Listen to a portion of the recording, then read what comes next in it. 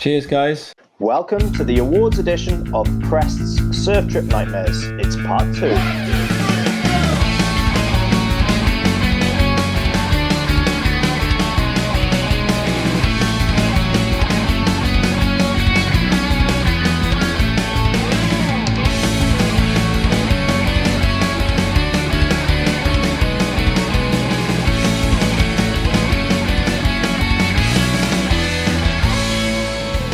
No, they're not over yet. In this episode, you'll hear some of the most famous car park yarns from Wales and abroad. We've got a leaderboard and awards to give. Samoa, G-Land, Chicama, many of the world's best waves will feature, although not always doing what they're known for. And by popular demand, another pair of anecdotes from South Australia's favourite Welsh descendant, Wayne Edwards. Yes, we're back. Tom Anderson here, joined by Rob Blythe.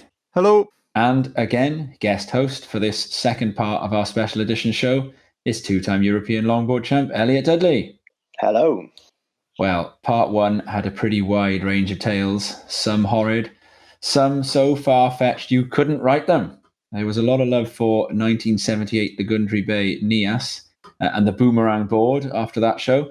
So first off, let's get straight into it. It's more Wayne Edwards. He promised a perler when he stated he had a tale called Dehydration on Grajigan. And Tom has been back in touch with the South Australian honorary Welshman, collecting the goods for Crest's listeners. Here's Wayne. Well, yes, guys, back by popular demand. I'm on the line to Wayne Edwards again, whose surf trip nightmare tales have become a bit of a thing over here in South Wales. And we're going to now ask Wayne if he can elaborate a little bit further on a rather enticing headline from last time, Dehydration on Grajigan. So what year are we talking now then, Wayne? This was a couple of years later, so this is probably about 1980. And so when we heard about Nias, we also heard about this legendary break on the tip of Java that sort of no one knew where it was, but it was on the tip. No one knew which tip, north or south. But we heard rumours that G-Land had good waves, and so we decided we'd make the effort and go there. But being the early days, there wasn't any organised boat trips or anything. You couldn't just get on a boat or anything. So we went overland and went to Grajigan, the actual town itself. And we've had these dreams of beautiful waves, being on this lovely beach, going for jungle walks, perfect surf, but it didn't quite end up that way. First of all, our limited Bahasa Indonesian, we had to try and talk to the villagers to get the fishing boat. So we got that done, got our supplies, our water, our food. We said, can you just drop us there for 2 weeks? So they took us to the end of the point, took us over by boat and dropped us off at the beach.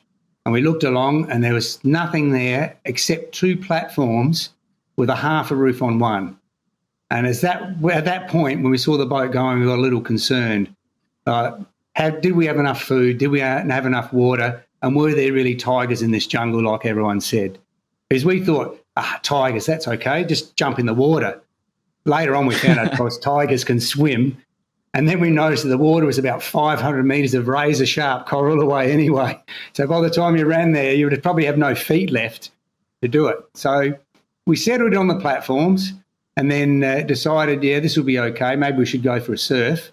And then we noticed there was a lot of monkeys around, and those monkeys were eyeing off our food and our water. So there was no way you could ever leave your food or water for these 2 weeks that you were there.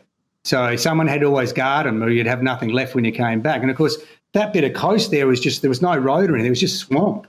So to walk out, you'd have 20 kilometres of a swamp to walk. So we decided that okay, let's just try the jungle walk out. After walking about 1 metre into impenetrable jungle, you realise there was no jungle walk happening in this place at all. And then we said, let's walk along the beach. And it was so hot that after 100 metres, we realised there's no walking on the beach. There's no jungle walk. We can't leave the food. And at that point, we decided, how much water do we actually have? And we worked out it was about 1.5 litres water each per day, which we sort of then thought, this is not going to end well if we're not careful. So, Yeah, gosh, especially if you're surfing G-land every day as well. well, that's right. But I guess it was lucky there was never any surf the whole time because we were there in the off season because we were school teachers. So it was the only time we get a break to go there. So it wasn't the season. So we'd go out and try have a surf, and they're just only straight handers. So this was sort of like a blessing because we thought if we're surfing, we're not going to be able to drink anyway. So we divided up our water. Like everyone got their quota of water, right? And whether that's it. So we just lay on this platform and just sip water. No walking on the beach, no jungle walks, no surf, right? And we started thinking, what? You know, our Indonesian wasn't that good. Did they think it was 10 days, 100 days, 14 days? When's this boat actually going to come back? So anyway, one guy with us, Kurt, he was just able to live on the most minimal amount of water he'd ever seen. Right, so his stockpile was building up over the week, bigger and bigger and bigger, and ours were just dwindling away. So eventually the boat did come on the right day, very thankfully, and as soon as we saw that boat, we were just into his water. Like, I don't know, we suffered so much, but we were just drinking that water like we'd never seen it before. So that was a horror trip. That was a no surf, horror trip. Yeah. Thanks for that, Wayne. That's gonna keep everybody here in Wales sane. So absolute pleasure, and we'll be back in touch. No worries. Thanks, Tom. Great talking to you again. Dehydration is as bad as it gets. You can only imagine the heat there, and the panic as you start wondering if the war is going to last, and even if the boat drivers are going to turn up you after 2 weeks. Yeah, that is the worrying thing. In Wayne's written version of the Nia story, he talks about this jam karat rubber time in Indonesia, where they just basically they can stretch time one way or another as they like it. Yeah, that's a pretty hectic one. I've got to say something about Wayne Edwards here that's very important, right? When I met Wayne in Timor, there was a crew from his hometown there. And I've got to give a big shout out actually at this point to Mark Sully. He's been sending us some nice messages on Instagram. Mark Sully is a legend of surfing, of South Australia surfing. Mark hails from Marion Bay, the same town as Wayne. Mark is a charger and he's a real character, tells great stories as well. I'm sure we'll have to try and get Sully on here as well. But Mark Sully has pointed out, and I've seen it with my own eyes, that Wayne Edwards is famous in Marion Bay and around the world amongst the Marion Bay crew for being really, really fussy about waves. So Sully often says to me, he says, "Oh, Wayne Edwards has been to Tavarua," and Sully will go, "You mean Wayne Edwards watched Tavarua?" Because apparently Wayne sits there and like waits for the surf to get absolutely steaming before he goes in.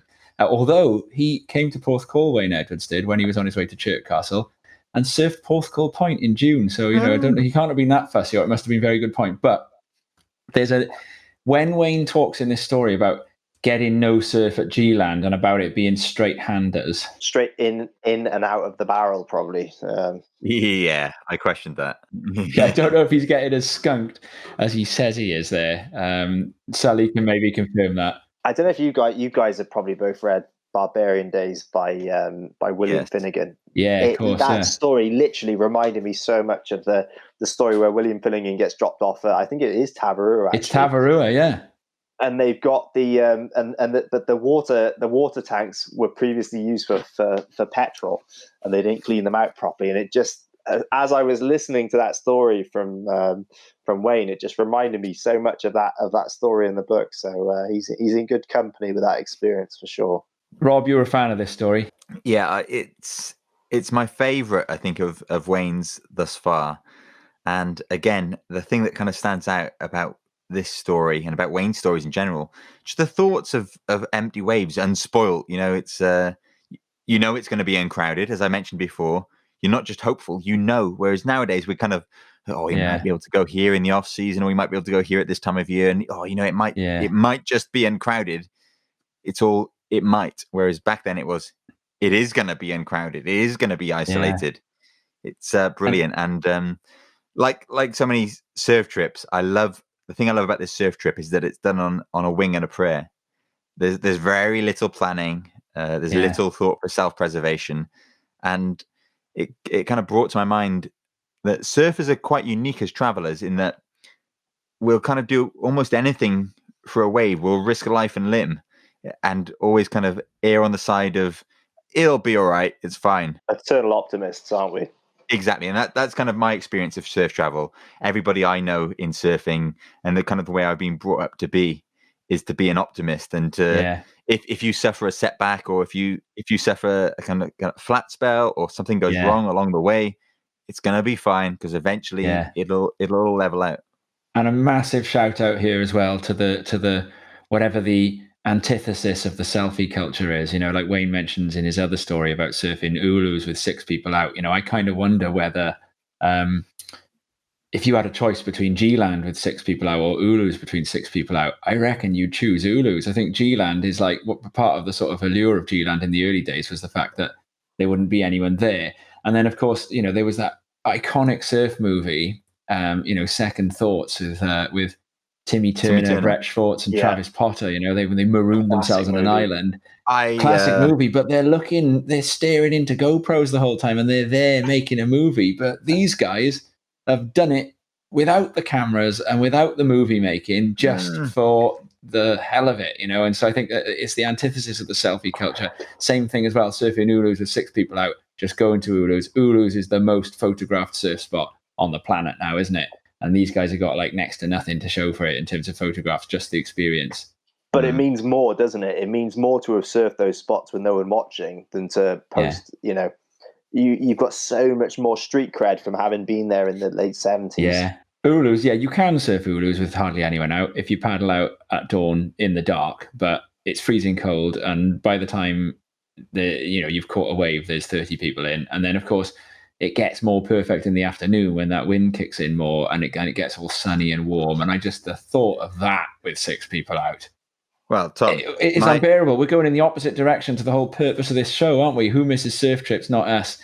If we think too much about some of the stuff that these guys have experienced, it's going to send me mad. So let's get Wayne a rating, shall we? Because he's coming in for a second go here now. Has his tally for lost waves gone up because he's missed catching any waves at G-Land, or as Sully might say, that he's not managed to find any waves quite perfect enough for him there? Well, as he pointed out in the story, he did go there in the off season, so I've not got a lot of sympathy for him in terms of the lost waves. So I don't think he deserves a big score on lost waves in that. Okay, but bear in mind he's carrying a 0 for Nias. Also, as Thomas mentioned, he is someone to perhaps downplay the quality of the waves. Right, let's give him a 2 for lost waves now then. So he's coming up a little bit. 2.5. I'm upping it. 2.5. All right. And then for hardship, he's right up there now. He was there with Nias before. 4.5. 4.5. Okay, so Wayne's ramping up the points here now. And then tail with legs. I'm interested to hear what Elliot says first because I've got something in my mind. I think this is a pretty classic story. It's kind of, it's the kind of almost like he's on the frontier, isn't he? He's on the kind of the surf travel frontier. He's probably one of the first 100 people to go there almost. Yeah. So I think we can go pretty big on this. I think we can go high 4. I reckon maybe a 4.75. Read my mind. I'm going 4.8. 4.8. The Bob scale's been bust. It's my favorite story thus far. It's narratively, just if I can put my writer's hat on. It made me feel sick when they were running out of water, and then all of a sudden we discovered that his mate has been hoarding water because he can survive on little. Yeah, well, that's the bit. The narrative, if I put my writer's hat on, it's definitely delivered. The fact that kind of punchline, when the boat arrives and they all just dive into their mate's water.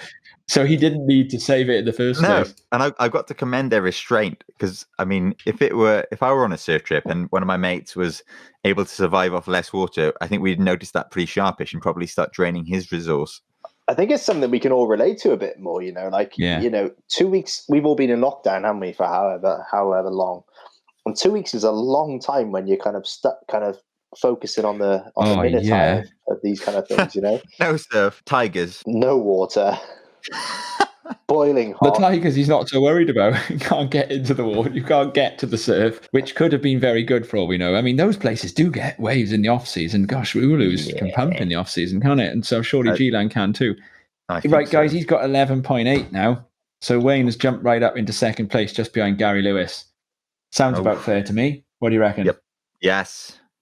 I'm with that one. I'm told both Wayne's sons have now got horror stories to offer us if we need them. Yeah, they do. Attacked by a mob in Oregon, apparently, and something else to do with a jet ski and a gun in Canada. So, yeah, there is a tradition of surf tales in that family. Well, you know that sooner or later I was going to have to mention Bob. Speaking of dads. Of course you were. Okay, we're doing the dad's tales now then, are we? Looks that way. Who's first? Well, let's save Bob up then, because my dad wrote in. Right, so you guys know, obviously, and the listeners, my dad lives in Pismo Beach in California. It's a pretty pampered life there in Pismo Beach. You been to Pismo Beach, Elliot? You've been to California a lot of times. It's the only place in California that you can legally drive on the beach. I've been there a few times just for the novelty. You and I had to go together. We did, in the Welsh Embassy Mark 1. Oh, yes. That's what we call that van, Tom. So Dad lives in Pismo Beach, and so obviously, they don't have France or Spain or the Canaries on their back door or Ireland. For them, it's Latin America. So Latin America is kind of supposed to be, for people from California, a relatively straightforward holiday hop. That's their equivalent of jumping on a Thompson airline to some nice little simple package. So here's my dad's tale. I'm going to read it. Begins. Many years ago, my friend Felipe had been to a wonderful surf camp on an island off the Pacific coast of Panama. 9 of us agreed to let him organize us to go again. There was a teenage boy, a mom, my dad uses all those American spellings, an older lady, and several surf guys at different ages. I was the oldest. It was 2016. An American guy living in Salt Lake City owned the camp and had said his driver was going to pick us up from the airport in Panama City on the Atlantic coast and drive us 4 hours across the country to the island.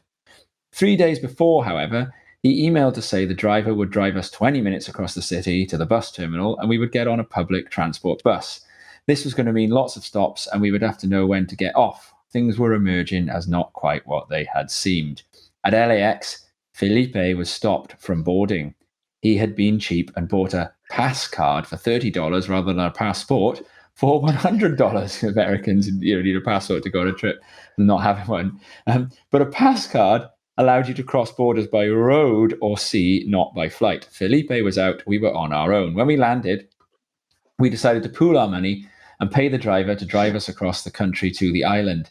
The driver only spoke Spanish, but we were able to discover that the American guy had lost the surf camp to his Panamanian wife when they divorced. We were not going to the beautiful surf camp we had seen photos of. Instead, there was another island. I managed to ask the driver in Spanish if we were going to the camp from hell. He began to laugh and could not stop. He was shaking with laughter and trying to control himself. Obviously, we were not going to be the first surfers he had picked up at the end of their safari, and he knew something. I told the others why he was laughing. That night, we camped in a rainstorm on the edge of a swamp that we were told led to the sea and the island. There were iguanas and toads that seemed supersized. It was dark and wet, and it seemed like we were in Jurassic Park. The drumming rain played its own, maybe ominous, theme tune. In the morning, the 9 of us were taken by boat through the swamp and out to the island. We were warned not to wander on the small patch of grass because of the fire ants, and stay away from the jungle, of course. There was one surf guide, an American expat, staying away from the US for some illegal reason. The other worker was a cook. There was no phone or internet, and the promised luxuries of free beer and food became a few drinks to last a week and the most basic survival diet with no choices. The one large communal hut had no sides, and we had to burn coconut husks to try to keep the mosquitoes and, what was worse, the no-see-ums away. We could only get off the island at high tide, when a boat could cross the rivermouth mud to take us to find waves. Twice the boat broke down at sea, the first time miles out. We drifted until the native Panamanian boat guy used a plastic bag torn into strips to fix the fuel lead. The second time was an hour before dark, and just as we arrived at a surf break. There was a sense we were living on the edge of civilization, but also on the edge of safety. By midweek, I was lying at night in a small concrete and corrugated iron dorm, wrapped up, wearing socks tucked into jeans, covering everything I could, and realizing my shaking was the beginnings of anaphylactic shock due to all the bites. I realized I could get through the 9 days because the surf we were finding breaking around other small islands was good. I also realised how much I wanted to be home. The trip from hell was also the best trip because everyone rose to the occasion and we all bonded and formed deep friendships. We got the measure of each other and learned we could rely on each other. I never paid the remaining dues for this trip, and nor did anyone else with any fees outstanding. A joke when anything went wrong throughout was to use the name of our missing leader, Felipe, as a swear word, etc. When I did get back to California, I sat in my health club's jacuzzi, bitten, marked all over, still shaking and weak, and wondering how I could go from full health 9 days ago to the physically traumatized body I was now bathing and taking care of. That's it. Are you sure that wasn't submitted to Watchdog, Tom? It sounds like something that the consumer rights program would have a field We did day have to have, like that. We've been talking about things going wrong, in terms of when you organise your own trip, but we did have to have sooner or later it's a nice simple formula, isn't it? The surf camp that's not quite what it advertised itself as. They are out there, aren't they? Oh, for sure. It's a good one. Thanks for that one, Dad. We'll rate it in a second. I think we're just going to have a look at what else is coming from the dads. And is there a Mike Dudley tale, Al? Oh, to be honest, anyone who knows my dad knows how kind of obsessive he is, and he literally is OCD about anything. So generally things go pretty well. I think that the most disastrous trip we ever had was probably down to Rest Bay, sort of in about 1995, where he tied his board on with bungee cords and it flew off the roof on the M4. It wouldn't have been so bad. Let's not rate it because he might come underneath Emily Williams there, mightn't he? He probably would. Kind of. Although what will probably I like the idea that the winningest surfer manages to finish bottom of our table. It was a Hobie Phil Edwards, shaped by Phil Edwards, which landed in the Central Reservation, and another kind of well-known kind of Newport surfer, Tim Ayllett's dad, John, luckily enough, pulled up behind us and helped us fish it from the Central Reservation. But that's pretty much as bad as it's got, really, from our point of view. So yeah, we've been lucky, I think. Up to that point. I mean, I'd love to go on a Mike Dudley surf trip because you're going to score waves and score photos. However, you'll definitely get photos. Hasn't Mike Dudley put together a Panamanian boat trip before on that Pacific side of Panama? It was a Costa Rican boat trip. It was something out of the the Witches Point and Ollie's area, was it? Yeah, it was like a kind of sort of an Oliver North movie. We were in a former Coca-Cola. Owned by I think it was the president of the Coca-Cola owned a schooner, and we like hired it for a week, and we sailed up to Ollie's Point, and it was good fun. And my dad and another guy called Pete Ratcliffe made a longboard movie. It sold over 100 copies, so it was well received. The funny thing is, if you made it now, it would actually sell quite well, I'd imagine. Oh, I think it would go viral if it was on the, it might even make nobody surf, You had Dan Harris on that trip with you, didn't you? Whose twin sister, Gemma, is coming up later in the show. Yeah. Rob, what about Bob? Yeah, well, I asked Bob this earlier, and he started telling me countless tales, but I said, stop, hold it there, because there's so many that he has. We'll just do a Bob episode at some point. Exactly. I want to hold them for a future episode, but this is one that doesn't involve him, but that he was involved in. So the year is 1971, and they're in Biarritz. I say they. This is the Welsh crew. By this point, I think this is about their fourth or fifth year of making that kind of pilgrimage down to Biarritz. And as he tells it, they were in the steakhouse, which is kind of like a very famous spot above Côte de Basque in Biarritz, and it was the place that everybody went after a day's surfing, after a day's beach. You'd head up to the steakhouse, leave your vans down at Côte de Basque, or perhaps drive up there, park outside, and drink beers, eat steak, have a good time. And there are long benches that fill the restaurant, and everybody just sit down and have a good old time. And as Dad describes it, he said there were a couple of Yanks, about 6 of them, and by a couple of Yanks he means the likes of like Mickey Dora and Jerry Lopez and all that lot were in there, and 30 Welshmen. He says that basically they'd been there for the last 3 or 4 years, and everybody had heard how fun it was in Wales. And people that didn't even surf were quitting their jobs and going down there just to have a good time. and there's a guy called Boot. And it's really interesting to hear how Boot got his nickname. So Boot, when I was in New Zealand last year, I went to visit Boot down in Hastings in the south of the North Island.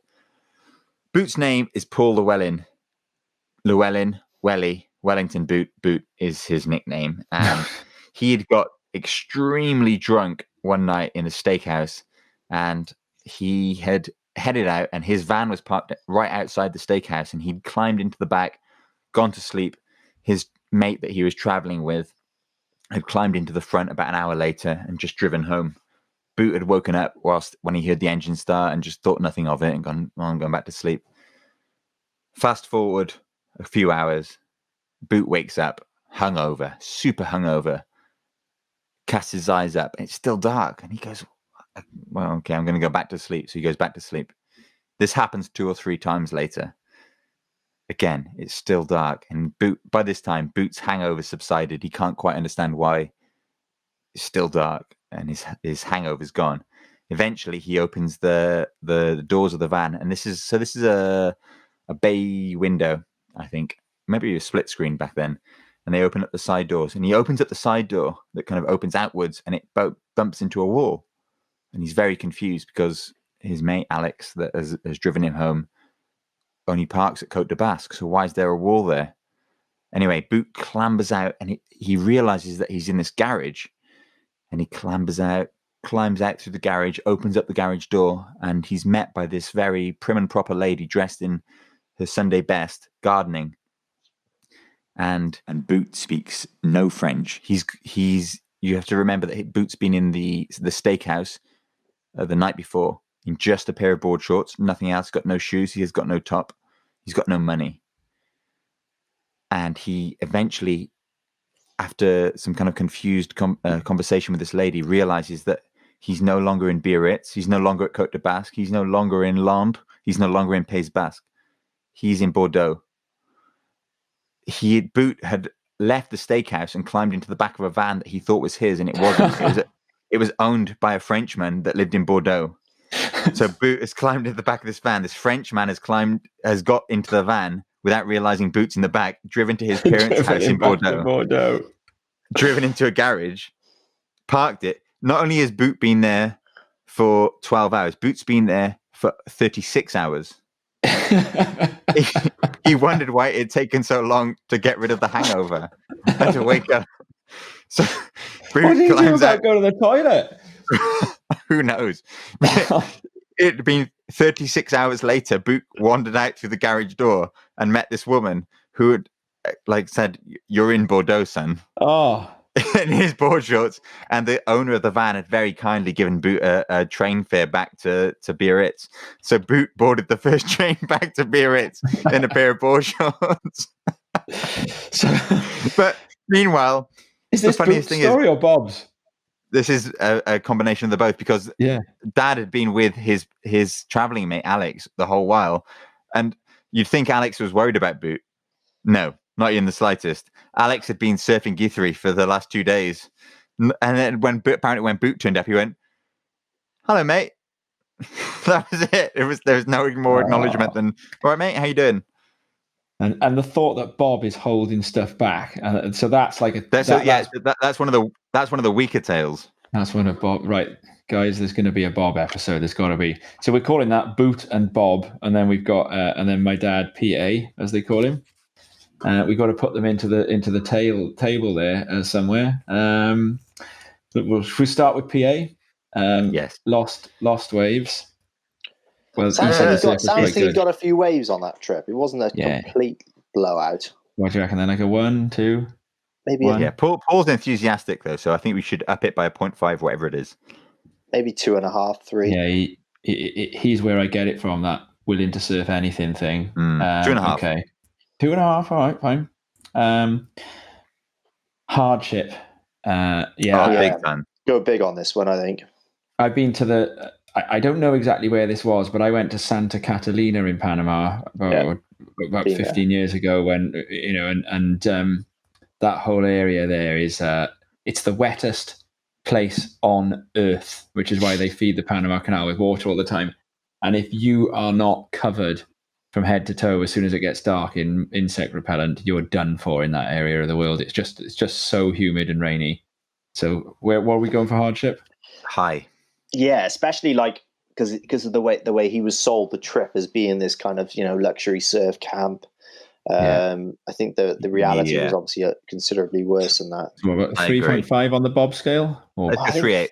I think 4 maybe. I reckon 4. 4. I'll back Elliot on that.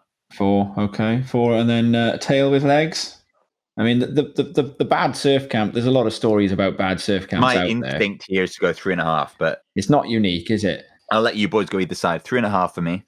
As Elliot. I mentioned, Watchdog has missold holidays. They're 10 a dozen. So I think 3.5 is probably that's quite enough. Generous, isn't it? We'll go 3 then. Let's compare it to. Oh no, 2 of us have said 3.5. Let's deal with that. All right. Okay. Maybe I'm being a bit harsh on my dad there. Then. All right. So I think it hasn't reached Welsh shores yet. I think once this story gets out there, I think people will be sharing this story. It's a funny one. There's a right. Okay. So that he's gone into 3rd place now. Then PAS with 10. Right. Boot and Bob. Right. Lost Waves. Guthrie. Okay. Well, bearing in mind this is going to be Guthrie with no one out. I'll say that. Yeah. Boots lost a day's surfing. Yeah. That's important back then. So he's lost waves. He's lost waves. 3.5 for Boot for lost waves, yeah? Yeah. And hardship. Not too bad. Yeah, no, it's no sympathy there. He just had a really long hangover. He slept the whole time. You can remember he's in board shorts. He's got no shoes. He's got no top. He's got no money. The guy gave him money to get back to Peru. But he's had a night out at a steakhouse. Had a good sleep. Well, the steak, yeah, it's true. So there's for the Bob episode, there's a very, very good episode, very good story about the steakhouse. Oh, great. And it involves ETA. As in ETA, ETA. Oh, dear. Yeah, ETA, the Basque separatists. It involves them raiding the steakhouse and all the Welsh surfers bailing out of the top window into a convertible. Right then, Boot and Bob. Okay, well, I tell you what, tail with legs. Right, it's a... Bob won't let it have a 5, will he? No. It's a 4.8 then for tail with legs. And then hardship is low, 1. Yeah, I don't think there was a lot of hardship being passed out in the back of a van. I've been there. It's not so bad. Okay. So that gives him 4. So he comes in at 9.3. 9.3. That puts him into 4th place, just under PA, Boot and Bob. 9.3 and just above Andy Martin with the Berlin Wall tail on our leaderboard. Okay, great stuff. Right.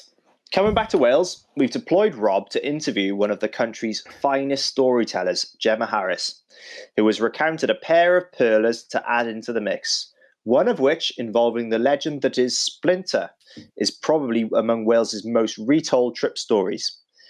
This tale-gathering exercise by Crest wouldn't have been complete without it. The other tale, well, it's another sad one, but as we know, it can't all be laughs, and something has to counter the impact of hearing about Splinter anyway. Let's hear what Gemma told Rob. So we've heard from Harry about his time in Australia with Quicksilver. Well, there at the same time was none other than Aberabin's own Gemma Harris.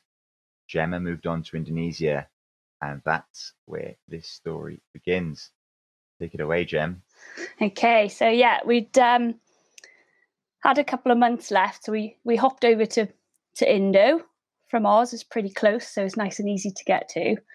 And we've been staying out at Padang. Now, this is a long time ago when Padang there was just a few little homestays, and you walk down the cliff and there's a couple of warungs on the beach.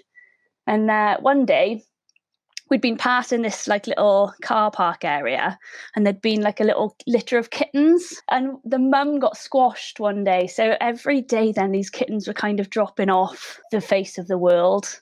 And there was one left, and I was like, we've got to do something. It's like the last kitten of the litter. So I took it home. It looked like a little pipe cleaner. It was so skinny with a big fat head.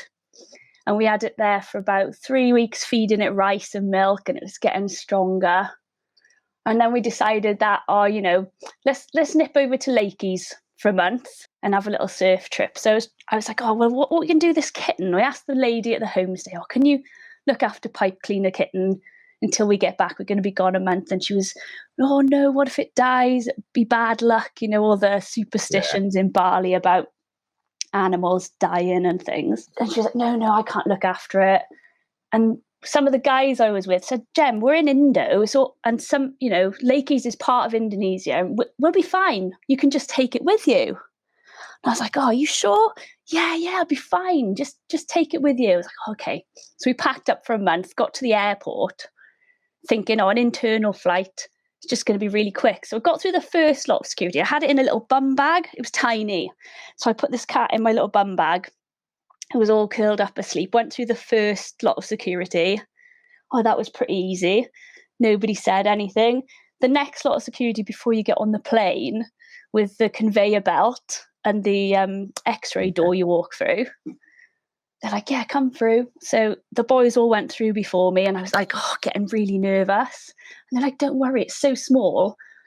Like, nobody will know anything, just go. So I walked through, fine. And then the man on the conveyor belt said, no, you got to take your bum bag off, put it on the conveyor belt. I was like, oh no.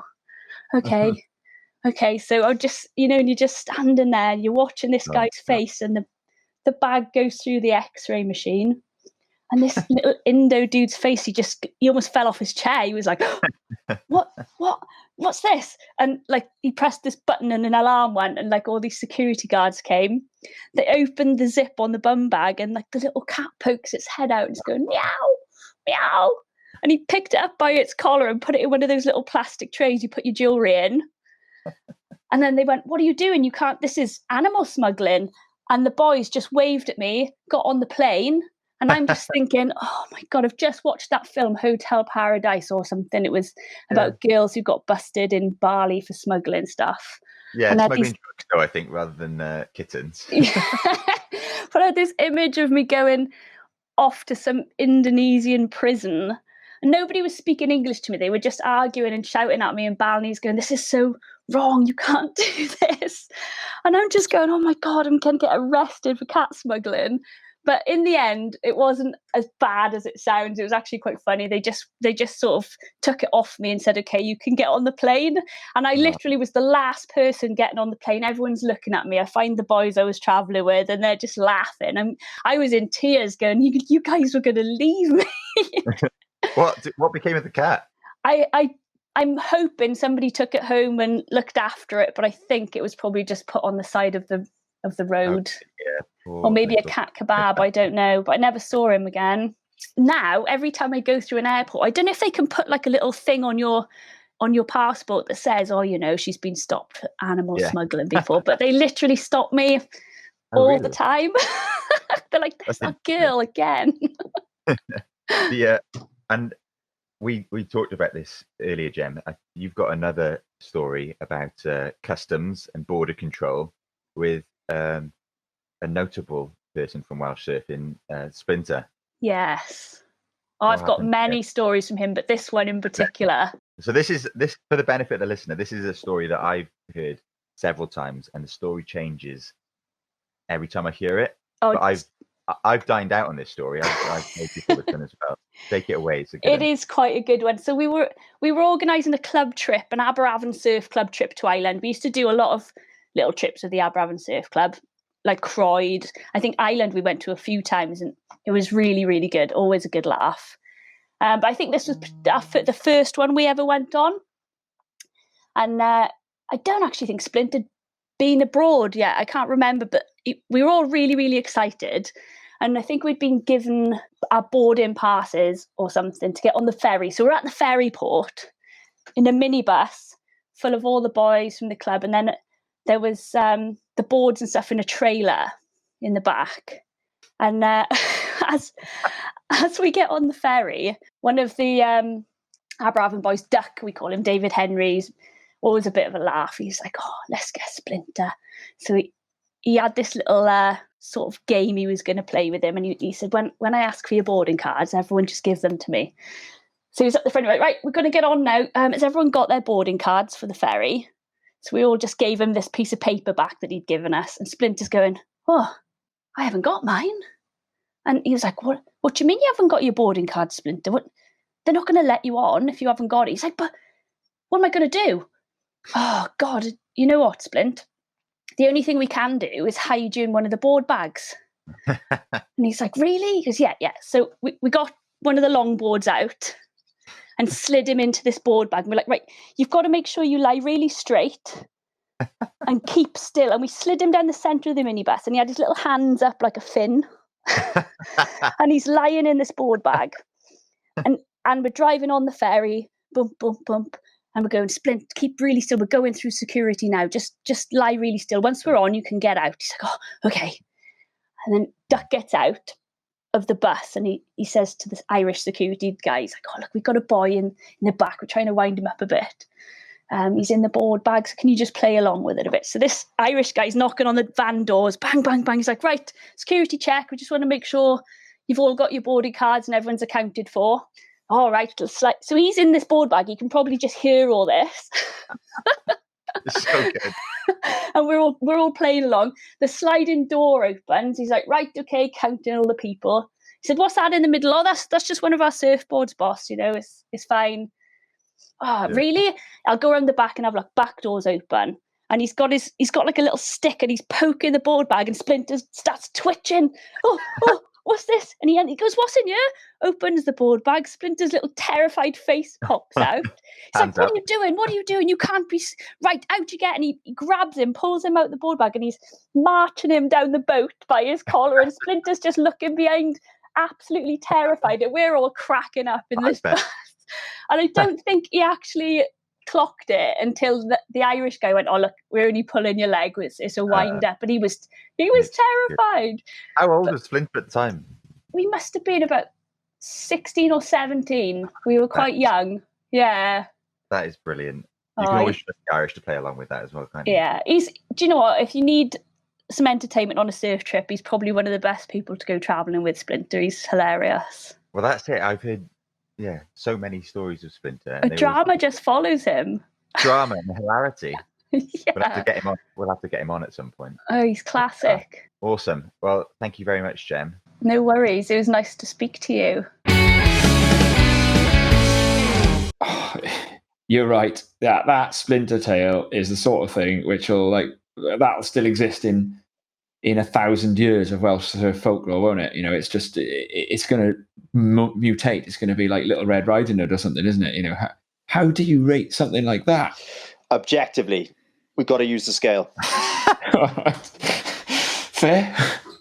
It's the hand is making a just pin. Well, just looking back to both of the tales that Gemma has told. Gemma is a natural storyteller, isn't she? She really paints a picture of it, and from the cat in Indonesia through to Splinter in the board bag. Yeah, she's got such sympathy for the cat, hasn't she? And we knew that the Aberravon lot were going to have some good ones. I think what I love about it the most, though, is the kind of the collaboration with the law enforcement. You know, the Irish law enforcement. Yeah, it's the kind of thing that could only happen in somewhere like Ireland or Wales or somewhere else in the UK, and in somewhere like the 90s. Yeah, I mean, it's kind of, it would sound so far fetched these days. You know, if you're anywhere else in the world, it's kind of customs and immigration officers are so serious all the time, whereas back in those days you could get them in on a little joke to trick a grom. You know, it's classic. Yeah, absolutely right. You could just hear his voice muffled by that board bag. Rating it, Lost Waves doesn't 0. Yeah, are we rating the two stories in together? Yeah. Yes, let's do that. It's the 0 and Lost Waves. I think. Yeah. I think hardship. There's a bit of Well, I think we have to include it from the kitten's perspective here. Yeah, and from Splinter's perspective. Yeah. I mean, there would have been some, serious worry. Splinter would have been there, absolutely crapping himself in that board bag. In versions of that story, I've heard versions in which he's like begging from within the board bag. Yes. So, as I mentioned in that part, that's the story that I've heard. Yeah. 3 for hardship. Yes, that's a perfect. And then this is a 4.8 for legs, then, isn't it? if we combine this, I'd even go higher on the legs. Let's I'd go higher. This is the story it's that a has. 5. You know that feeling when you know something's full marks, when someone's blown out of pipe with the spit, and I'm. It's a Jamie O'Brien moment for sure. This is the story that's carried and carried and carried. Let's give it a 5. Yeah, this is one of Wales's most enduring tales of surf, isn't it? This story of Splinter. Yeah. Splinter. It does help listeners if you don't know Splinter. He is probably the funniest person you can possibly travel with, isn't he? And also, when we were talking about number of Welsh titles, I believe he has probably won more than anyone. I mean, he literally was a stalwart on top of that. The Welsh bodyboarding champion podium. He was there. Something like 18 Welsh bodyboard titles, isn't it? Just every year. But and also one of the nicest guys you'll ever meet. He is an absolute legend. Yeah, he is. He's a legend. Right, it's a 5 then. Let's give him a 5. So, but he's carrying that interference for the fact that his story doesn't involve any lost waves there. So it's an 8. Yeah. I mean, he jumps over Luke and Harry. But are we calling it Splinter / Gemma? Look, it's Gemma. It's Gemma's story. Yeah. Gemma Harris goes in with an 8. She goes into 6th place in the leaderboard there. Gosh, that's mad. That Splinter. There's something wrong with the scale when Splinters. There is.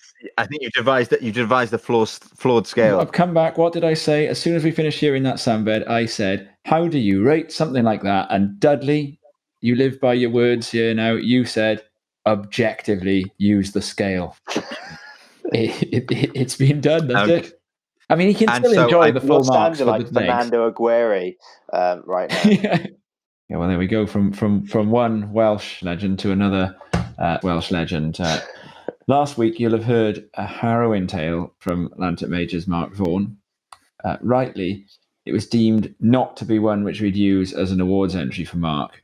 We did really appreciate his candor in being able to recount that experience, though, because it is important that we do have the darker side of travel represented. However, Mark is also a great person for the more amusing tales as well, and for pranks for that matter. How good is that series of phony phone calls that he made to Greg Owen a few years back? Are we talking he made to Greg Owen or made as Greg Owen? Because I've been victim of both. Yeah. So, we've done the decent thing in the light of that, given these guys' reputations, and we've sent Elliot on the trail of Vaughan so as to get us another tale, something which can be used as a leaderboard entry. Have you managed to do so, Elliot? Very much so. Great. Here we go then.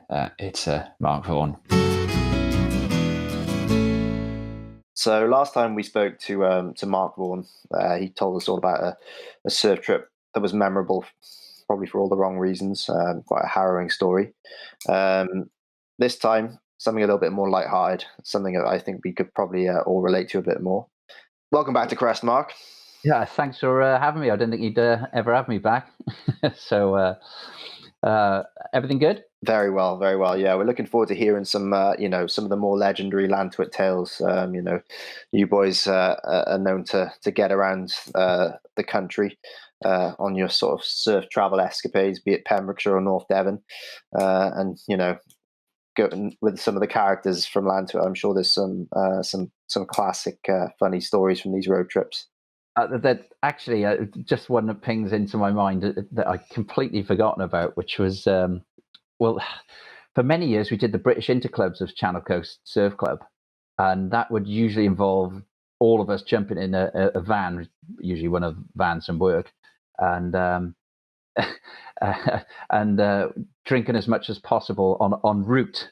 We'd stop off at Weston-super-Mare or Taunton to compete in the interclubs, which is usually in Croyd or Woolacombe. And I think for 3 years in a row we had an arrest and a hospitalisation. So, are we going to name any names there? No. Or stays on tour. Definitely. None of those happened to me. But in that same part of the world, I had two quite amusing trips to Lynmouth. One with my friend Jock, Mark Jones, Boner, as he's got the man with 1,000 nicknames. But we went down to Lantwit. It was December time, or maybe early January, and I looked at the waves. I was like, solid swell, straight southerly wind, Lynmouth's on. So I said to Jock, come on, we're off. And he was like, but it's like 12:30, 1:45. I was like, it wouldn't take us long to get there. So we drove as well. I drove as quickly as I could possibly drive then. I mean, these are the days when there was no webcams, no internet, no forecast, no speed cameras either, I presume. No, luckily.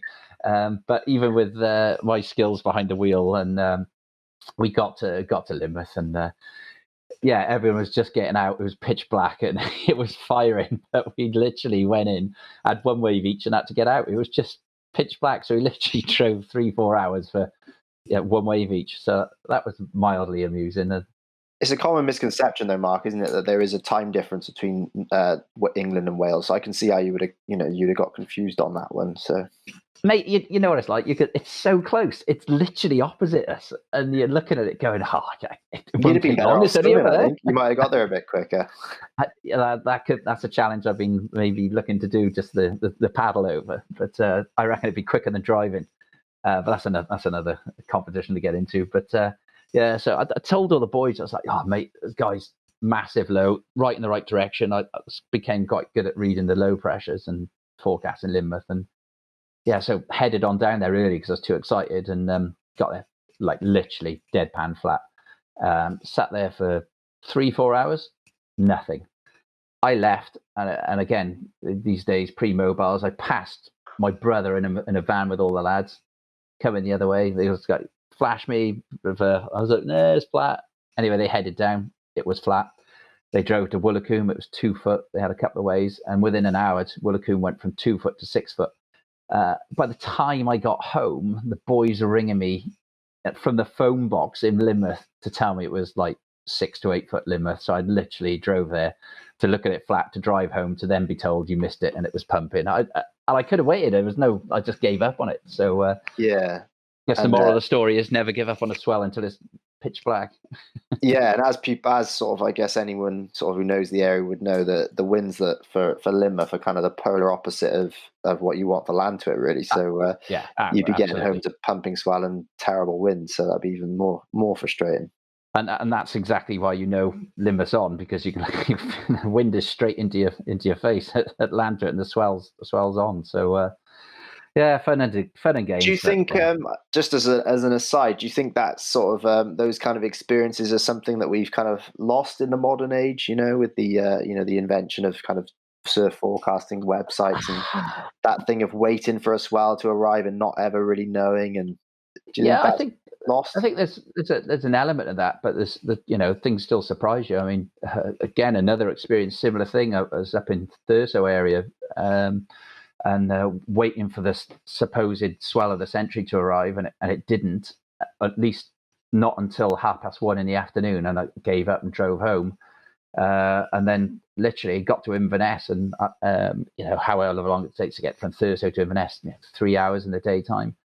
And I had Nath, who I'd left up there, who was staying up for another couple of days to do the QS contest, having that first, one of the first documented surfs at Bagpipes, and it was pumping and just telling me all about it. And me and Colin were in the car. We were like, "Yeah, righto." So you can get caught out. I think you learn from these experiences. And just a short 12-hour drive from there as well. It's not the it's the worst, is it? I've done it a few times on my own, and it's pretty hard. So, but it's worth it. I think the reason Mark keeps leaving spots is because he's too busy. He's one of the busiest people I know, isn't he? Or at least he pretends to be. He certainly is. Always in a rush. I've known Mark for, dare I say it, almost 20 years, and he does rush and tear. I'll give him that. Yeah. He's quite impatient as well about waves, isn't he? I can easily see him doing that. I reckon he must have done it on a sort of shorter scale as well around South Wales. Turned up various places, now gone, left. He's. To be fair to him, he is he literally does know exactly when those spots will work, and he gives himself that kind of the sort of bare minimum amount of time that he needs to surf somewhere. So I can kind of see how he gets in these kind of sort of messes sometimes. So he kind of deserves this situation, doesn't he? He's too kind of specific, really. He's too precise. I think with as a surfer, you've got to kind of be a bit more flexible. You've got to be willing to hang out a bit more, which is something I'm really bad at. But I think, you've got to be willing to turn up at the beach, an hour before it's working, and be willing to stay there for an hour after it's supposed to work. If not, just to shoot the breeze and have a chat and, enjoy the moment. Or paddle out and surf it not as good as you were expecting. Yeah. I'm always a big fan of getting out there before it's working. So that first set that comes through, that's, you're on it. Classic set, you're on it. Yeah. Well, lost waves. He's missed some very good waves there. If we combine those three anecdotes together, that's probably about a 4, wouldn't you say, on the bob scale? Definitely. It sounds like, basically 2 epic days at Lynmouth. And as we all know, Lynmouth used to be a lot better back in the day. With the benefit of hindsight, it always is better. So it was probably true. By today's standards, probably considered a lot less crowded. So and no webcam, so more fickle. If you know what you're doing, you can score it, can't you? Whereas now you just look at the webcam. Okay, and then hardship. Well, he's safe and well and comfortable the whole time, isn't he? But it's annoying. Bit of driving, boredom. 2.5. Yeah, we're talking a 5-hour drive there. But no surf. 2.5 half marks. Yeah, I'd say. And then legs. Yeah, they're good stories. The bagpipes bit of that I've heard a few times on the grapevine. So I think the 3 more than half marks for that for legs. I'd say I'd go slightly higher because to drive to Thurso, that's a hell of a story. Thurso and back. 3.5. Yeah, I'll go 3. What do you reckon, Rob? 3.5. Yeah, it's what I find interesting about this story is that even though we've got such accurate kind of models now, we still refuse to believe what's in front of our eyes if we think there's something that's going to happen. Yeah. We really do. And so this is a timeless tale. It's got a moral to it. Again, from Bob, I've heard stories of looking at pressure charts and turning up to places like Aberavon whilst it's flat and just waiting for the swell to build. And seeing it happen, Yeah. Well, let's go a bit more then. 3.8? Yeah, I think 3.8, okay. A nice test of my maths again, then. So it's a 4, 2.5, 6.5, 9.5, and then we add the 0.8 on, so it's a 10.3. That's gone in a long way up. That's jumped into 3rd place, just above PA. There we go. Good stuff. Good work, Mark Vaughan. Into 3rd place on the leaderboard. Excellent. Well, thanks for that interview, Elliot. One of the reasons that we first earmarked you for this show was the fact that you'd had this experience of getting repatriated once the lockdown started. And your Aussie experience isn't eligible because of your presenter status, but we've tracked down another repatriation tale to compete on its behalf. Tom's old school friend, Richard Stroud, a seasoned traveller and dedicated Latinophile, was in Peru when things went wrong. Back on Welsh soil, Tom invited him round for a socially distanced drink and pizza, giving us Crest's first garden studio interview. Here it is.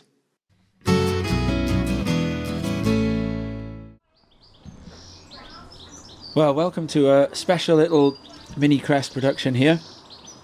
I should say, bienvenido. ¿Cómo estás, Ricardo? Todo bien, gracias. Oh, look at that. Do you hear the accent? So I got Richard Stroud with me. I'm going to introduce him as the 1996 Welsh bodyboard champion, which he was. Oof. And he's now a pretty adept stand-up surfer as well. So how are you doing, Stroud? We're going to hear a pretty terrifying tale now of surf adventure mishap. I'm doing very well, thank you. Thanks for having me on. But I wouldn't say terrifying, but yeah. So in short, what happened to Stroud was that he got stuck in Peru when the COVID crisis broke out, and you were part of that group of people that we all heard about in the news, the stranded Brits. Yeah, true. And life as a stranded Brit. It was inconvenient, yeah. I mean, the most inconvenient thing was being in Chicama and not being allowed to surf. And Chicama is arguably the world's longest wave, isn't it? And you're a goofy footer. Yeah. And a stylish point break goofy footer at that. Oof. Won't go that far, but yeah, thank you. So let's start from how did you end up there? You'd gone to Peru after finishing up in Ecuador because you were doing some surf instructing in Ecuador, yeah? Yeah, well, I was managing a mate's hostel out in Ecuador. Did my 6 months there after extending my 3-month visa for another 3 months. And I thought, well, before going home, let's have a holiday on some left-handers because I've been surfing a right-hander for the whole time pretty much, and a not great close-out beach break.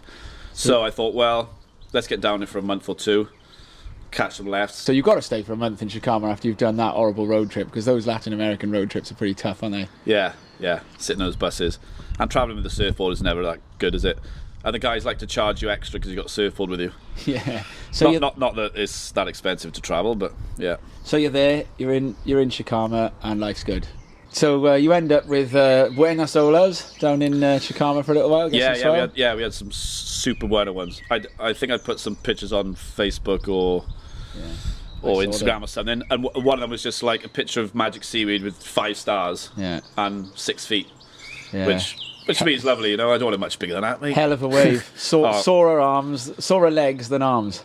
Your legs burn before your arms. Loads of paddling, but by then my paddling was strong because I've been in and out of the water for 6 months. You know, my paddling was super strong. Surfing had got better, and life's good. Oh, mate, some amazing waves. Like the longest waves I've ever had for sure. By God knows how many times. Meanwhile, somewhere in a market in Wuhan, a tiny virus is jumping from pangolins to humans. And when did you first hear of that small development in the history of humankind? Well, I'd heard about it a month or so previous, that, you know, he was out in China, and all the Ecuadorians are kicking off about, like, it's the Chinese because they just eat bats, you know, and so now we're paying the price for the Chinese eating bats. I tell you what, I've seen some pretty odd things in Ecuador. And Peru and a lot of Latin America. They eat all sorts. I think I had a goat's testicle soup or something in one of those places. Oh, I had a goat's testicle. It wasn't a soup, though. Oh, was it? So that, you know, I just carried on traveling, thinking whatever, it's out in Asia. And then I don't really follow news on my way. I just cruise about and enjoy myself. But then I heard about it in Italy, and then a couple of French guys we were with, they're like, oh, they're gonna stop all flights out of Peru. And I'm like, what? I haven't heard anything like that. I got a flight, it still says it's happening, and then a day or two later they're like, yeah, everything from the 16th of March is locked down. Can't leave the town, can't travel, airports are closing left, right and centre, and so but there was a rumour that it was just flights from Europe coming to Peru, because... So you're about to get Chicama with no one in the water. Yeah. Quick, everyone go home. I'll stay. Which would have been a lovely plan, and a few people did stay. The people tried to rush off, you know, get to a bigger town, etc., get to Lima. And I just thought, I'm just going to stay here and see what happens, because, you know, I had a nice place to stay, bit of a crew around me, and good waves. You were allowed to surf at first? Well, there was rumours, but we carried on surfing, and then things kind of changed, and the police actually came round to each hostel and hotel and told the owners to have a word with all your guests and say no more surfing. So then it was a day or two when we were out of the water, and then tried not to look at magic seaweed to see that the amazing forecast for the next few days.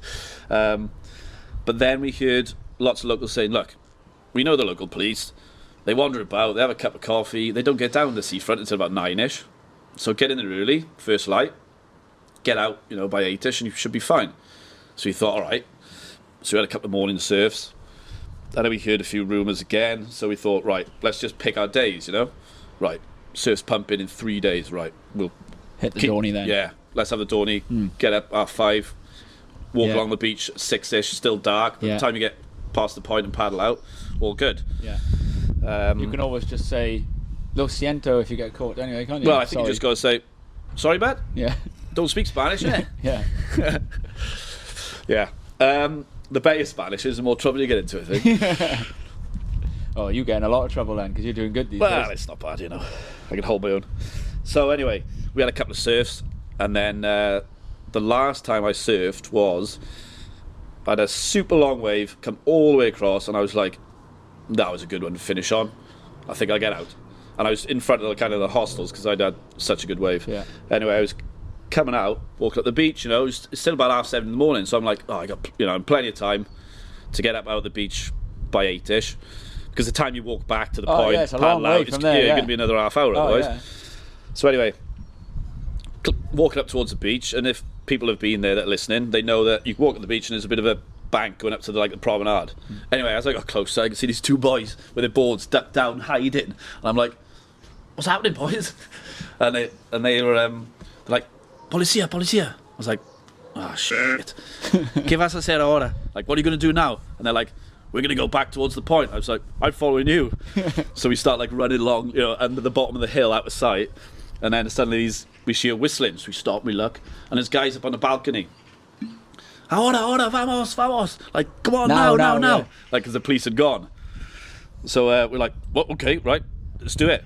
Ran up on the promenade, legging it down the street. Got to the corner. Some woman was over there in front of me to the left, and she looked down the street for me. It's clear, go! And I'm like running again. And then I get to another corner. I can see the door of the hostel, so I'm like, I think I've made it. Sprinted to the door of the hostel, but it's still all locked up. Because the owners were in there, so like, come on. Just, you know, waiting to get caught, stood there in a wet wetsuit with the board dripping, like, no. Just been having a shower. Yeah. No, I haven't been surfing. Outdoor shower. Yeah. Anyway, managed to get in, all good. And then we just watched from the door of our hostel, you can see up to the street to the prom, and you can see a couple of people running past. It was pretty funny, actually, to watch, because you only have this little snippet of the prom, you know, at the top of the street. It's like, gringo running past, local running past, a copper running past, and then someone else running the other way. It's like, what's going on? Like, you know, you really want to know what's going on, but you can't go out to look. So the cops cleaned up on everyone that was still out there, did they? About 20 odd people got arrested. Oh. So they took them all down to the local police station, took their names and everything, and just kind of sat them in the sun for like 4 hours. Some kind of punishment, which for the local boys wasn't probably that bad, but for the paler lads there, like ourselves, big trouble. Yeah. Just getting burnt up. Yeah. Anyway, they took the names and said, boys, if you catch you again, 3 years in prison. In Peru. That was my last surf that day. And then I didn't fancy and risking then it was then. lockdown. Oh, well, it'd been locked down for a few days anyway. Yeah. But and you know, over there they have, we could go out to the shop once a day. Yeah. You could have, no, that was it. You could only go to the shop. They didn't say anything about exercise and that, I don't think. Yeah. And there was a curfew as well. So it was from 8 o'clock at night till 5 in the morning. If you get caught, you're really in the shit because the army are out there.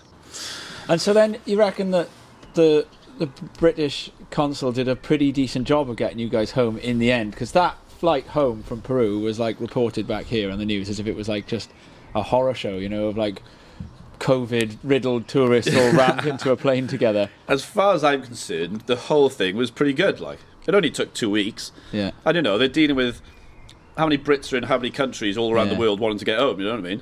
So they bust you down to Trujillo, Yeah. and then from Trujillo down to Lima. Yeah. Which No, is like, I had to get to Trujillo. So we got into got a taxi. Yeah. Asked him, he had to get special permission from the police in the town to leave the town. Yeah. Because they have barricades in each 'cause town he's over taking there. you there, yeah. And then, got to the bus terminal. And what's that? It's about 15 hours from Trujillo to Lima? No, it was only 11, I think. Yeah. 10 or 11. Yeah, there's no one on the roads, is there? Oh, yeah. So just like, whoop, straight down. And then did you have to stay in Lima for a night as well? No, they took us to a hotel, and we took us down into some kind of, like a meeting room in a hotel. Yeah. And we all they had chairs all laid out, you know, 2 meters apart and 2 meters back and forth, and we just sat in there for a couple of hours. And then the aeroplane is not 2 meters Yeah, apart. oh yeah, exactly. And the bus to Trujillo Yeah. was just like a normal bus full. Yeah. And then the bus that we sat on outside the hotel for 3 hours not moving before we had the go ahead Yeah. to go to the airport. Aeropuerto, yeah. We sat in that for like 3 hours next to just some random stranger from another part of Peru as well. Because at least I suppose the bus from Trujillo is quarantining everyone who's in that part of Peru. Yeah, the whole Trujillo crew were all together. Yeah. But then you get on the bus and you're like, where did you come from? Oh yeah, right up north in the jungle. All Mixing right. it all What up. about you? Oh, Cusco. Oh, okay, good. Yeah. Because I think Cusco had it bad, I think, because it was a hostel that got fully shut Well, down. Cusco is a massive international tourist hub, isn't it? Yeah. So Cusco is, for the listener, is the access town to Machu Picchu, basically, isn't it? Yeah. Yeah, well, it's Aguas Calientes just up from there, isn't it? Yeah. Yeah. So when you got home, that was it. Bye. Welcome to Britain. Yeah, I got off, landed in Heathrow. Everyone was like, sick, we're home. I think it took 40 hours for me. Yeah. Some who were in Lima and that, not so long. Others that were out in the jungle. And no curfew when you got home, or no? They didn't tell us anything. We just arrived in Heathrow, got off the plane. Thanks, guys. Ta-da. Cheers cheers, BA. And then just get home. Yeah, walk through. My passport has got this electronic now, so just scanned that. Went over, picked up my bag, and left. Jumped in a megabus. Just me, the driver, and like one other person from Heathrow, all the way down to Cardiff. And then you went for a socially distanced beer in the garden with your cousin Lee. And then one of the Crest presenters jogged past. And a conversation started, which has led you to this. Amazing. Well, Richard Stroud, muchas gracias por hablando con nosotros on Crest. En español. De nada. Fue un placer. Yeah. Well, I've never surfed Chicama. I know both of you have. How was it? It's a great wave. What do you reckon, Al? Yeah, it's kind of different to how I expected. I think I just pictured this one perfect point break, but there's actually kind of almost it's almost kind of three different spots. Yeah. For me, it was all about the length of the ride. There was no. It's all about staying high and just kind of gunning for that kind of pier in the distance. Really, that's how it was for me anyway. But, it's a pretty surreal place, though, to be surfing, isn't it? You know, the way that you got the freezing cold water against the equatorial sun, and I saw one of those blue-footed boobies on the beach. The birds that Darwin had written about. It's almost a Martian landscape as well. Yeah, as soon as you walk out to the point past the village, it's literally just this kind of it's like something, those kind of old scenes from Star Trek, the William Shatner Star Trek, that they used to film out. It reminded me of that kind of, just this kind of almost sort of fake space environment, and you can imagine it kind of almost drifting more and more into like the feeling that you're in Mad Max, as these police sort of lock the place down, and except then you look out the window and see those waves reeling away. Yeah, it's a funny one actually, because when I was there, we had a few days where it was flat, and most surf towns, they're nice places to be. Whereas Chicama, aside from surfing, it's not like a super nice place to hang out. It's pretty dusty. There's not a lot of there's no restaurants or cafes or anything like that. It's a pretty hardcore place to go, and as soon as you kind of can't surf anymore, I would really struggle to justify staying there, really. So it must have been a difficult one to being literally chased out of the water by cops and Yeah, and there's nothing to look forward to, I suppose. You were looking forward to either going south or north, to either Ecuador or, perhaps most people go into the Andes and go to Machu Picchu from there, don't they? So that was exactly what we did. We headed from there to Cusco and or via Lima, and it was it was our last stop on the coast. But in all Peru, he's got to look forward to is that jam together on the non-socially distanced flight home. There are some suffering points for Stroud to earn there, aren't there? Yeah, and some points for lost waves. He's going to do all right here, isn't he? I think so. I think this could be the kind of almost like the benchmark, actually. This is going to sort of like chip away at getting through round after round after round here, isn't it? By just constantly picking up the right score, those scores. Lost waves. There's points 3.5. I mean, more. You're literally all the hostels in Chicama are pretty much, looking over the point. You can look over there, so it's that kind of, not only you missing the waves, they're staring you in the face. Giving it a 4 then. All right, and hardship 3. Higher. That bus journey would have been pretty intense, I'd imagine. All right, but okay, 3.5. Taxi ride as well. I think you're being very, very hard, Tom. All right, 3.8. I think so. Yeah, I think we can go 3.8 on the hardship.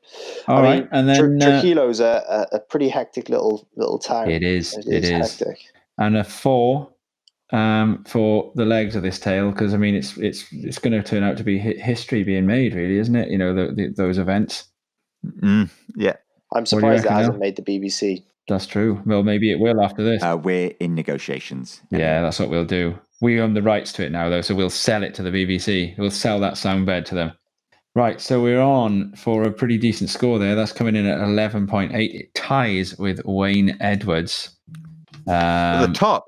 Yeah, in second place. It ties with Wayne Edwards. Now, that's quite good because I think Wayne is going to have a reply pretty soon. And who's out in front? Gary Lewis still. Oh, really? Okay. Elliot, you've been to Samoa. Yeah. You're going to like this one. Yeah, I'm looking forward to it. Well, it's time for South Australia's Wayne Edwards to put his third entry in. We won't rate this one as he's already got his foot on the leaderboard anyway, but you might have something in common with the chicken killer of Savaii, Elliot, which Wayne told to Tom on another video link chat from the other side of the planet. Yes, it's that time of the show again, guys. I've got on the line from South Australia, it's Wayne Edwards. How you doing, Wayne? Great, Tom. Good to hear from you again. You too. Well, look, the guys over here just want to keep coming back for more of these surf fables or tales. So we've also been promised the chicken killer of Savaii, Western Samoa. Have I pronounced that correctly? Yes, Savaii, yes. So perhaps you could elaborate on that one. So you were in Western Samoa. When was the first time you went there? That was a fair bit later. That was probably about 92. So 1992, right. Yeah. And I went with a good mate, Neil, and we heard there was waves there as well. So in the famous boulders break that's there. So we decided we'd head over. It's always a headache to get there because it's in the sort of the middle of the Pacific. But we left and had to fly from Adelaide to Auckland to Samoa, and with the time lag and all the sort of stops in between, we had to stop at Melbourne, that's right, as well. It ended up being 28 hours later we got there. So we were pretty tired, and the actual plane arrived at 2:30 in the morning.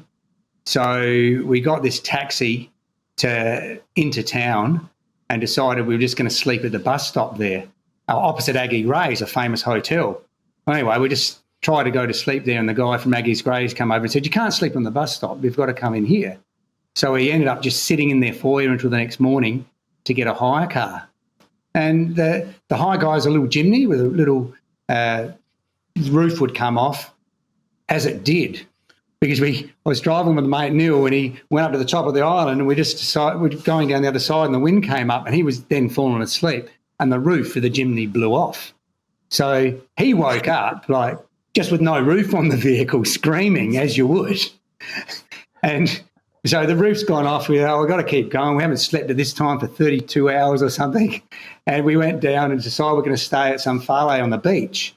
And we decided that's good, and we're all there. And we say, we'll go to sleep now. It's getting late in the day. And we said we didn't sleep that night either because the dogs just came and started barking under the farley and having a fight all night, keep us awake. And that night they brought us this meal. And they don't eat that well there. It was camp pie. I don't know if you got camp pie. It's just out of a tin. Green bananas. Yeah. They have hard bananas, right? And so we just looked at this food. It was all out of a tin on this plate, and we didn't want to insult them. So we sort of said, well, we don't want to eat any of this. But, if we just send it all back, it's like an insult surely to them. So we got it, and we just went down to the beach and hefted it all into the ocean to get rid of it and give them the plate and said, oh, yum, that was really nice, that was really good. Anyway, the next morning we look over and there's someone else in the farley, and the next one, it's a girl, and we was told about the food, and she said, oh, you didn't throw it out, did you? And they, what do you mean? They, oh, you can't throw it out. That's the whole family's food. They just let you eat first. So we realised we've thrown the whole family's food out, trying not to insult them, but throwing their food away. In the morning they rolled up and we're saying hello and everything, and then we look over and we notice the food is all washed up on the beach. So they're looking over at this food, looking at us to see what's gone on. So that was the beginning of what the surf trip. I got one wave, but we were there for 2 weeks. And what we would do each day was we'd drive around the island to try and find surf. And we had this argument about, because American Samoa is in miles per hour, was it 60 miles per hour on the open road or 60 kilometres per hour? We knew there was a speed limit. And in the town, was it, 30 miles per hour or 30 kilometres per hour? So we do these laps of the island. We soon worked that out because all the kids, because we go past every day, would throw rocks at us. So these rocks are getting thrown, so we worked out what was going on. We went over to Savaii and did the laps around there, and they said, one thing you never do, you hit anybody, any animal in a village, you do not stop. You do not stop. There will be trouble. So we went through this village and a chicken ran out in front of us. And Neil said, you didn't hit it, did you? You didn't hit it on there. look at the back. There's a lot of feathers out there. So we realised we could never go to this village again. There was no way. We had to get off this island now. So we got the ferry back to Apollo and went back to our accommodation and said, I hope nothing happens. And we're up in the two-story building, and all of a sudden we're laying there and a guy came shuffling past the window outside. Well, this is 2 stories. What's going on here? What is this? And the guy starts trying to talk to us. And we'd swapped our car for a Red Amigo. And he said, Red Amigo, Red Amigo. And we're there, yeah, Red Amigo, that's our car. And then he said, kitchen. We're there, kitchen? What's the kitchen got to do with it? And Neil said to me, he's saying chicken. And then we realised he had relatives obviously in this other island that rung up and said, find that Red Amigo, they've killed our chicken. So he'd say, oh, no. Chicken. I'm there, oh, no, they're very big boys, these Samoans. You don't want to get tangled up with them. So anyway, that's when my mate called me, you're the chicken killer of Savai'i. So we didn't leave the place for a few hours, but you knew we'd be outside. And we went down to the local supermarket and he was like, what are you doing? And I was looking in the freezer to see what a frozen chicken was worth. I just worth getting one to take home and a dozen eggs. So if he comes back to that window, maybe I can appease him in some manner. And that whole trip, one day we went to Boulders, and this is in 2 weeks, and we saw it wasn't working, and we went up the coast a bit and said, we might as well look up the coast. And we saw a little pulse of swell, and we went back really quick, and sure, there was swell, it was breaking, and they got people there, it started breaking. So we got out, I took off on one wave, so excited, and there was boulders, as they say. Luckily I had a gaff on. I head-butted a rock, put a dent in my gaff, luckily, but didn't get injured, and then, so I was still okay, we went back out, and the swell stopped. That was it. One wave in 2 weeks for the whole trip. And now every time I see him, he calls me the chicken killer of Savai'i. Wow. Wayne, done it again. Thank you very much for that story. Now, I reckon we're going to have you back for an extended period of time, actually, to see if you've actually got any dream surf trips you can talk about as well, because you must have come across some good waves on some of these escapades as well. Yeah, maybe I have to keep them secret, though. Fair enough. We'll see what we can get out of you down the line. Wayne Edwards, it's been an absolute pleasure to have you on Crest again. Thank you. Diolch yn fawr. Yeah, great, Tom. Cheers, buddy.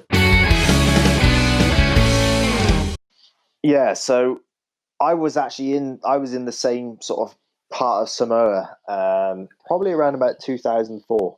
I went with another longboarder, as you probably know, Ben Skinner, and we had a really, really similar situation where we were driving along at night. I think we'd surfed till late, and we were driving back to where we were staying, and quite sad, quite tragically, a dog ran out into the road, and this American guy that was kind of our guide at the time, he was married to a local Samoan lady, and we literally nailed this. I mean, we nailed this dog at sort of probably 40, 50 miles an hour, and we just didn't stop. And I was like, they're going, oh, what about the dog? And he literally said exactly the same thing that Wayne said. You just can't stop. And the story went that a European sort of couple had done a similar thing sort of 10 years previously, and they had stopped. And unfortunately, by all accounts, they were stoned to death. So wow. Once we were told that story, we kind of, we were quite glad that he kept his pedal to the metal, and we made it home that night. So yeah, it's a pretty heavy place. I think, you definitely have to play by the rules, and there's kind of there's a lot of kind of, it's very tribal, and the village chief has a lot of say in things. So if you fall on the wrong side of them, you're in some serious trouble. Gosh, I think that Wayne Edwards is going to push himself up a little bit here, though. Now he's not quite going to manage to catch Gary Lewis, but we've been quite stingy on him still about missing waves, because he was on G-Land before, and we thought that G-Land was probably still quite good, because Wayne, we know, is very fussy. Again, I'm pretty sure he was fussy there in Samoa, because at some point he's gone out and ridden one wave. I reckon perhaps if you and I had been there, Elliot, And you too, Rob. I think we would have probably been in the water a bit more. But, on account of how strongly he stresses that he only rode one wave on that entire trip, do you think we can sort of shove him just up above Stroudy here with like another 0.2 onto missed waves? I think, Samoa is probably one of the most fickle places I've ever been on a surf trip. Right. Very, very difficult place to get waves. So I definitely feel for Wayne on that one. All right.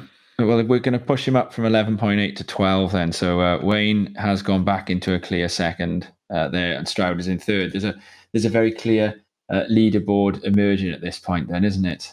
Yes. Rob? So it's time to get the final entries into the leaderboard then.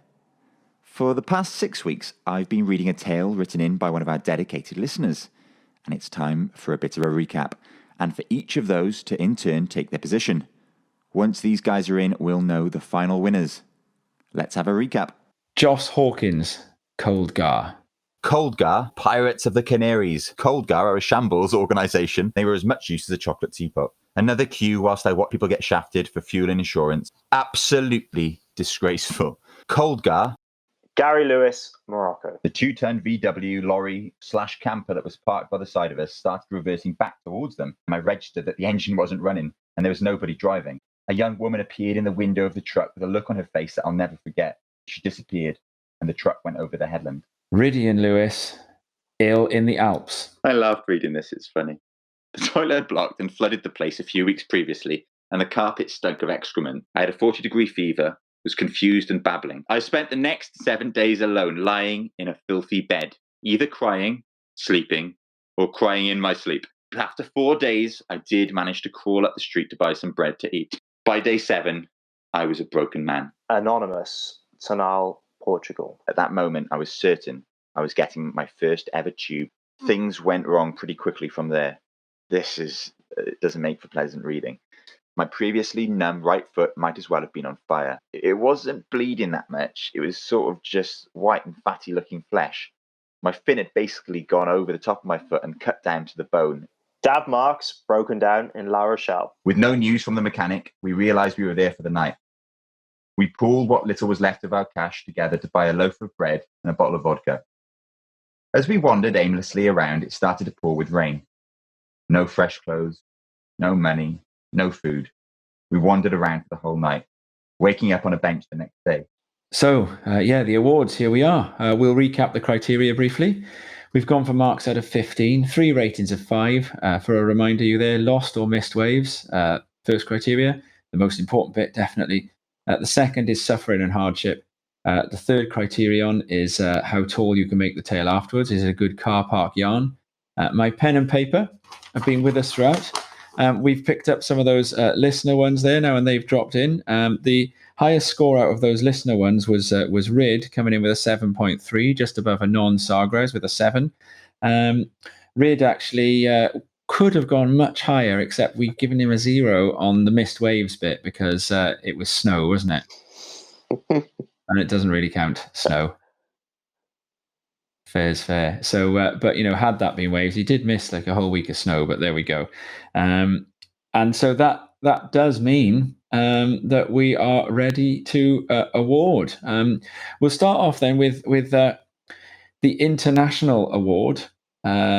Is there any surprise? The international award here has gone to Wayne Edwards. The best tail. Round of applause for Wayne. Excellent. Best tail on continental Europe is to Boot and Bob. Oh. And I was expecting Rid to do well on that one with the snow tail, but I think it is fair to sort of drop that out. However, Rid gets the highest score out of the listener one, so Rid is the highest listener. And then let's recap the whole of the leaderboard then. So at the bottom was Emily with 1.1, Rhino 5.5, and then we go up through Coldgar and Dav. We come up to the mid-table, and on Sagres had a 7, Rid a 7.3, although he did pick up that award. Harry, Cromwell and Luke very close, 7.6 and 7.5. Gemma got an 8, and then we get to the top end of the table. Andy Martin had an 8.5, and then we had Boot and Bob 9.3. PA came in 5th place with 10 points. Mark Vaughan, 10.3. And then we had Stroud in at 3rd, the bronze medal, 11.8. Wayne Edwards at 12. And then topping the table out throughout both shows, he's still there. The winner is Gary Lewis with 12.5. Excellent. That's it was a local classic, that story, definitely. Congratulations to all. I'd trade my European longboard titles in a second to have topped that leaderboard. Well done, Gary. Epic story, mate. I've heard it a number of times, but to hear it again was a pleasure. Now, since this isn't necessarily a surf nightmare as such, we've also sat it outside of the awards. But to finish, we have a real gem for you here. Ladies and gentlemen, boys and girls, longboarders and shortboarders, spongers and resin enthusiasts, as told previously to the Inertia, to Dave Mailman's blog, and in the pages of one of my own scribblings, we thought we'd close this paean to pain in the story I've considered to be the car park surf yarn of all time. I've heard this one many times. I've told it even more, probably, but we have to have it from the source. Rob, we sent you on a mission to collect this tale from Matthew Hapgood, formerly of Porthcawl, but now resident of Burgau in the Algarve, and you've come good. It's in the bag. For our Crest listeners, we give you... Does it have a title? It's too good to fit into a title. Let's hear it. Now for a tale that, if you've ever spent any time surfing in mainland Europe, you'll be all too familiar with. Maybe not this particular tale of surf woe, but something similar, no doubt. The revered and often feared automatic toilets of the continent. Now, I, as a Grom, grew up hearing whispers of people becoming trapped and having to live out their days in these contraptions in random French beach car parks, or even drowning when their auto-flush filled to the brim before the occupant could escape.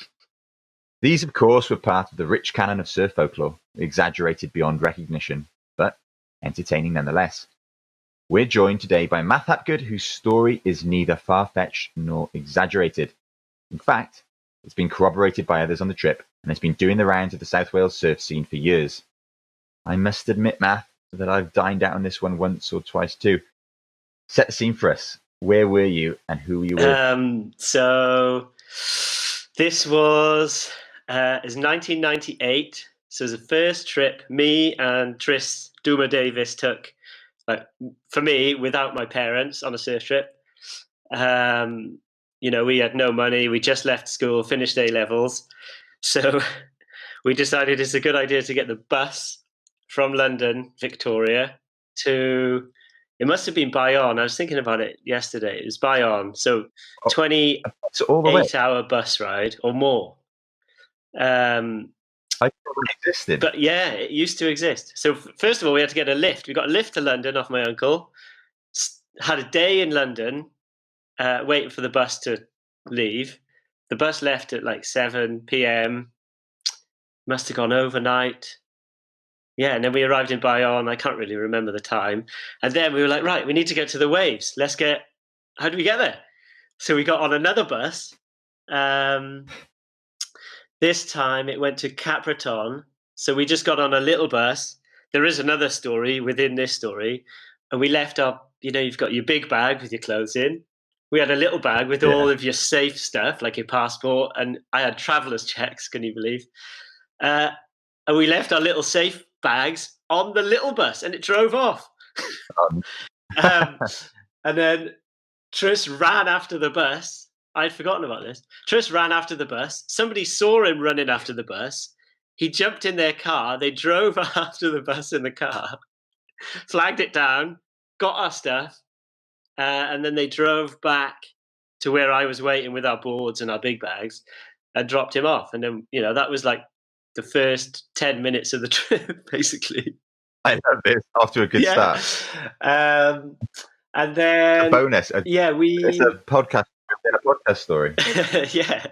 There's loads of funny stories. This is first ever surf trip, so loads of things went wrong.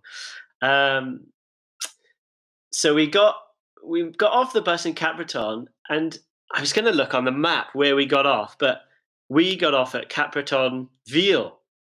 And we thought we were going to be at the beach. We're like, oh, where's the beach? And we ended up walking for what seemed like miles. It probably was a couple of miles.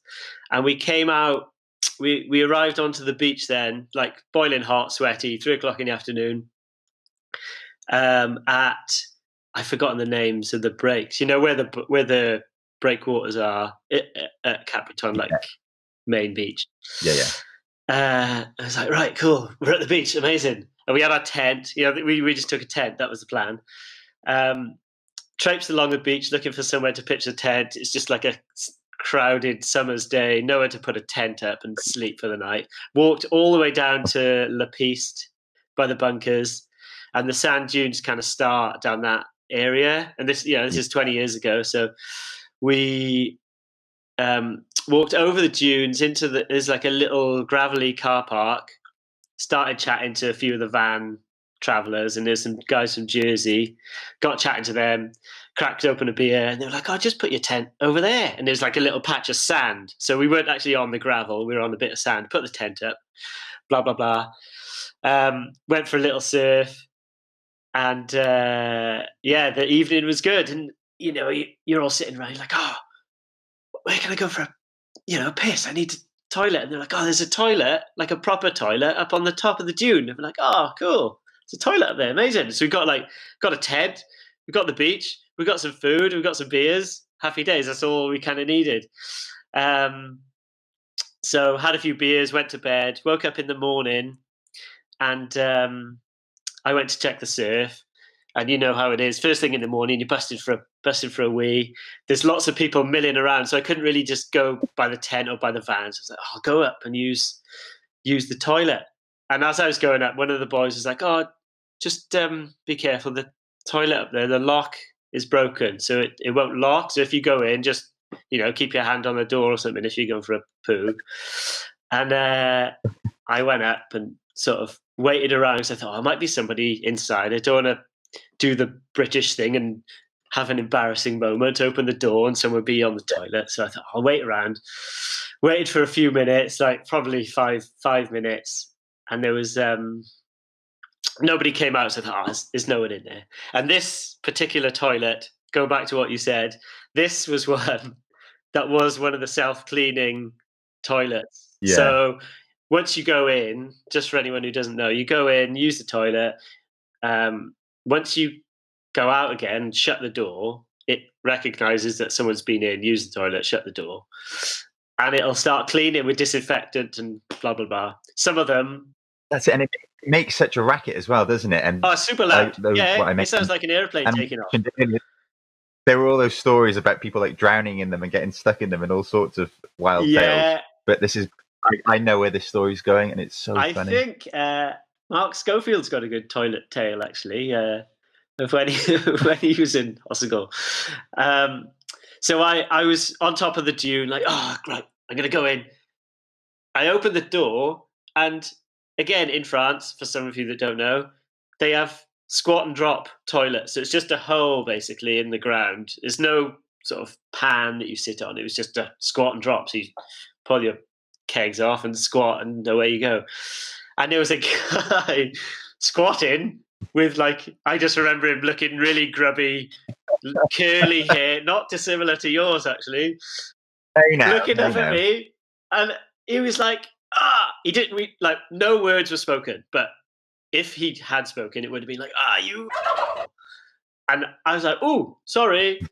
And then, as I, motioned to shut the door, his expression was like, you asshole, changed to, like, please, no. So I shut the door, and he knew what was coming. I shut the door, and I wasn't really sure what was going to happen. I just was embarrassed. I was like, I just busted in on someone. Yeah. Shut the door, and then the motors started whirring, and the sound of high-powered jets and disinfectant started going. And this was our first day, and I shut the door. I was like, oh no! And it all started going, and I just ran back to the tent, hid in the tent, and I think Tris must have been asleep. I woke him up, and it's like, I just busted in on someone in the toilet, and they've just got disinfected. And we waited around in the car park. We didn't see him. I don't know what happened to him. Whether he Presumably he was blue when he came out. Blue, maybe a bit of brown, and that tail has done the rounds. It's so good. I can just picture that expression on his face. He knows what's coming. You're unsure, and sure enough, soon to be covered in disinfectant. And again, for those of you that aren't familiar with these toilets, they seem, the French or whoever's designed these seem to be adamant that this toilet's going to be spotless after this wash. And so they don't just hose down the toilet area; they hose down the entire cubicle. The whole cubicle is soaking wet. Yeah. Brilliant story, Matt. Thank you very much. Awesome. Yeah, I'm looking forward to hearing all the other tales over the next couple of weeks.